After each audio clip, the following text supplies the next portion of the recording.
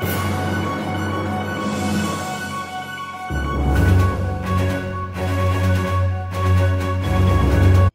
just going to make this a really quick video, but I just think it's an important video to make, and I'm going to try not to get too emotional about it. So you can definitely tell from the title of this video, it's not going to be positive, but it's going to be factual and obviously and truthful and I basically just want to share this experience because I just don't want it happening with anyone else. So over Memorial Weekend, I had to come up to Cleveland because I had a work thing to do. So my husband and myself and my hound dog, my guide dog, service animal, and there actually is a difference between a guide dog and a service animal. But anyway, we decided to come up 2 days earlier, and my husband booked a hotel at like a suburb of Cleveland. So we wanted to go to Put in Bay, which is a really nice little cool chill town that people usually go to around the holidays. So we wanted to go to Put in Bay. So on our way here, we mistakenly went to a wrong hotel because my memory, I swear to God, it's good, but sometimes it's bad. So we went to the wrong hotel first of all, and then we went to the right hotel. It is called Skylight Inn in the suburbs of Cleveland, and it's privately owned. No big conglomerate hotel chain owns this. It's privately owned. And with me, I've never had any bad experience traveling with my guide dog Roxy, and I travel a lot for work, so we're used to staying in hotels, we're used to traveling in Ubers, taking airplanes, going in rental cars. I've never had a problem with the 2 years I've been with Roxy. So we go to this establishment, and it was an experience from hell. I was very assertive, and I hate crying in front of people, but when I get extremely frustrated, the waterworks just happen because they were not listening to me. Going from the beginning, so we booked the hotel through Expedia online, so there was no human interaction or communication.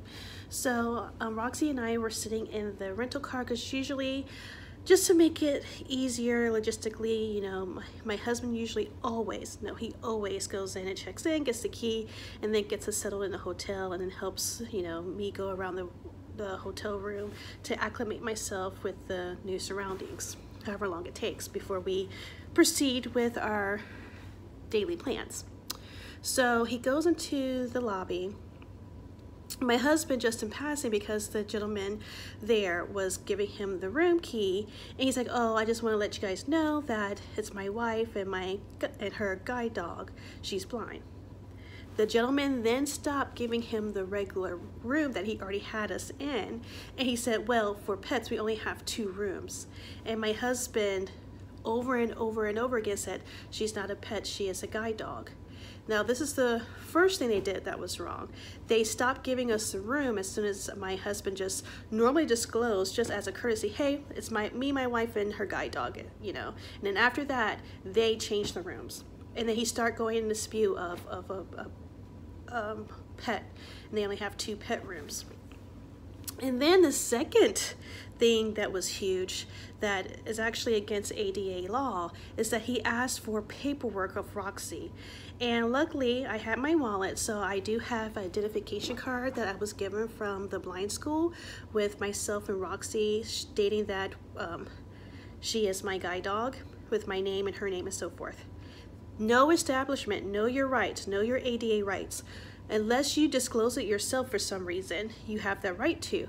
But no establishment, no public establishment is allowed to demand paperwork before giving you service. So the second thing that they did wrong. Mind you, this is Memorial Weekend, and this is like an hour. We were trying to check in for an hour and a half, and they just was not budging. So my husband, after showing the Roxy's ID and my ID. We just decided, like, okay, we just need to stay in the room. There's no way we're going to be able to find any other accommodations on such short notice without paying through the nose for it. So we go to the pet room. The AC didn't work. It was dirty, old furniture, overwhelming stench of past animals. Like, it's never been aired out, it's never been cleaned. I'm extremely meticulous with Roxy, since she is a guide dog. Even if she was not a guide dog, this is just the type of person I am, but I'm extremely on point with her grooming, her professional grooming, which she gets groomed every month. Plus, I daily brush her and brush her teeth. I mean, I have videos that I posted on my YouTube channel about that. And I'll put that down in the description box below if you want to see it. But I'm very, very meticulous with her grooming. I'm extremely meticulous with her vet checkups and medication and everything. I mean, I make sure Roxy is taken care of. So when Roxy stays somewhere, it never smells like dog. But this pet room was horrible. We could not stay in there. So we got back in the car, went back to the lobby. I sat in the car. No, I didn't sit in the car this time. I told them that, you know what, they broke ADA law asking for identification. We were trying to work with them. And it's like, okay, hey, we're just go ahead to the pet room. But you know what? No, I'm going to stand up for myself. Roxy's in my eyes, and wherever I go, she's allowed to go. Okay. So we go back in there, and obviously if this room was up to par, it wouldn't have been any issue. And another thing, even though I cannot see well, I do listen to TV. So the TV did not work. My husband said when he turned it on, first the remote didn't work, so he had to do it manually. When he did do it manually, it said weak signal. So basically this is like a forgotten room they were trying to put us in. So we went to the lobby, and this is where the itch hit the fan. And this is where I start crying.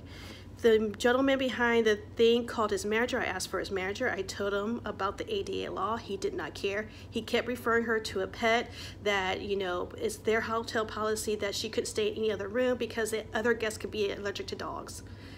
Again, that's not my problem. You whatever you need to do to clean the room. She did not sleep on the bed. She never sleeps on the bed, especially when in a situation like that.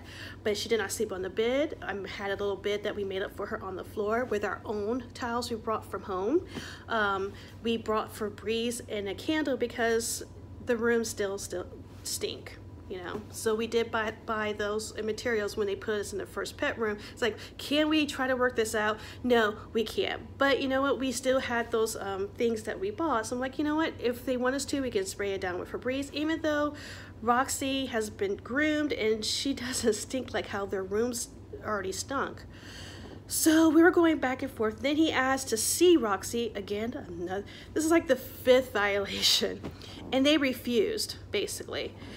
He had the manager on the phone, and when I asked to talk to the manager, he said, I can't keep bothering my manager. I can't keep calling him. But when we assisted, he would walk in the back room and call his manager, and his manager's like, nope. Either in the other, they only had 2 pet rooms. So he walked my husband to the other pet room. Someone was living in there. There was clothes and shoes. And then we got back to, so obviously no one could go in that room. So we went back to the lobby, and he's like, well, that room's out of order. It wasn't out of order, somebody was living in it. And I guess that's what you have to deal with when you're dealing with privately owned establishments of a hotel. So somebody obviously that was living in it, and they didn't realize it, and he took me to the room, took my husband to the room, and there were shoes and clothes all over the place, and then he's like, oh my God, this room is out of order. Okay, so they only had the one room, which was unacceptable. So their solution was to refund our money and have us leave. I refused because it's on Memorial Weekend around Cleveland, where we have a pro baseball team, we have a pro basketball team with games going on right now. And my husband's like, hey, I'm not sure if you can help us. This is the situation. And she knew the ADA law right away, and she rectified it very quickly, gave us a room, and that was it. Now, while we got settled, my husband stepped out for a moment, and he said that he noticed that the woman that helped us was staying on the corner with her head down, and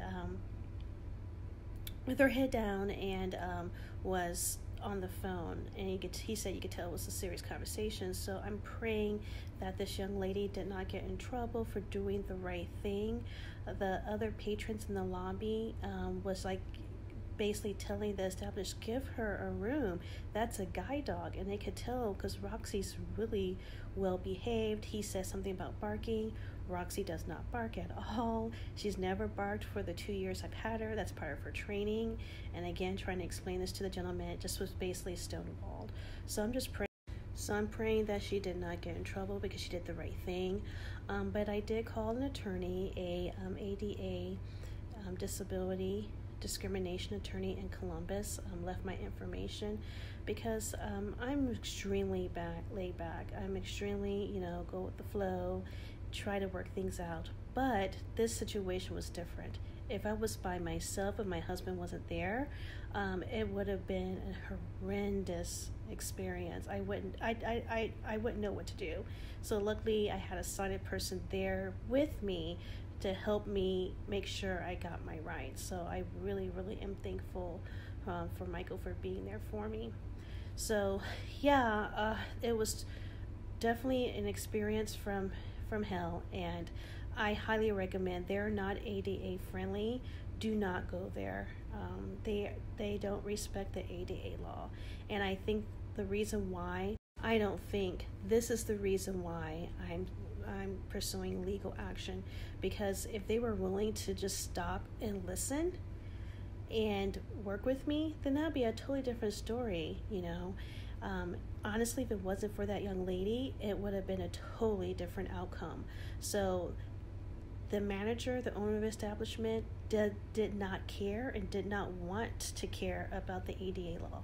And that's why I'm pursuing legal action, because I do not want this ever to happen to another person that has a guide dog or a service animal at this Skyline Inn establishment.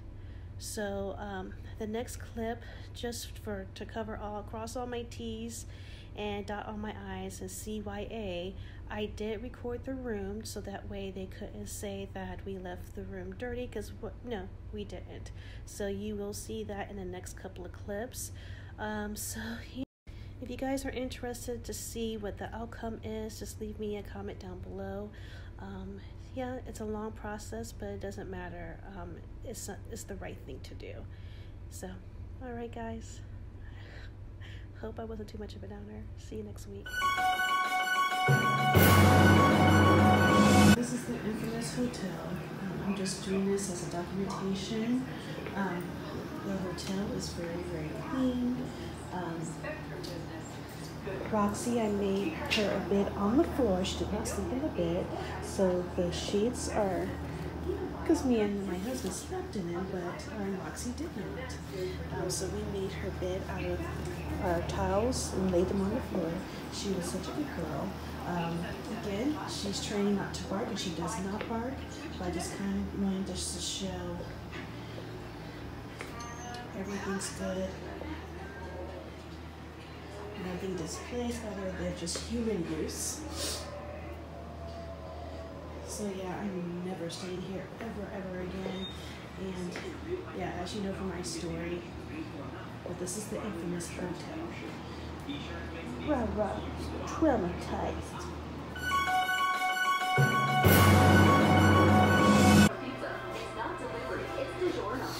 The kangaroo's pouch provides comfort and security for the little ones inside.